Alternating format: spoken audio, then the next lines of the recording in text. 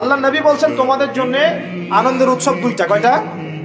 একটা ঈদুল ফিতর, রমজান মাসের সম সাধনার পরে, কিয়ামুল লাইলের পরে, তারাবির পরে, তাহাজ্জুদের পরে, কোরআন খতম দেওয়ার পরে, যাকাত ফিতর দেওয়ার পরে, ত্যাগের এই মাসের পর আমরা একটা আনন্দ করি, ঈদুল ফিতর করি কিনা? সবাই আনন্দ ভাগাভাগি করে নেই আলহামদুলিল্লাহ। ওই দিন আল্লাহ পাক কি করেন?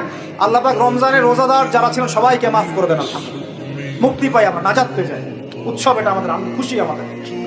আরেকটা হচ্ছে ঈদুল আজহা, যখন ওই যে ইসমাইল আলাইহিস সালামকে যে কুরবানি করার মহান স্মৃতি, সেই স্মৃতিকে স্মরণ করে আমরা ইব্রাহিমী চেতনায় আবার কি করি? ঈদুল আজহার এই পশু কুরবানির মধ্য দিয়ে নিজের পশুত্বকে কুরবানি দেই, আল্লাহর সামনে আমরা আত্মসমর্পণ করি কিনা? এই দুইটা হচ্ছে আমাদের উৎসব। এগুলো বাদ দিয়ে নবীজি বলছেন মান তাশাব্বাহা বিকওমিন ফাহুয়া মিনহুম। কেউ যদি তোমাদের মধ্যে অন্য কোনো জাতির সাদৃশ্য অবলম্বন করে, যে জাতির সাদৃশ্য অবলম্বন করবে সে তাদের অন্তর্ভুক্ত হয়ে যাবে। নাউযুবিল্লাহ।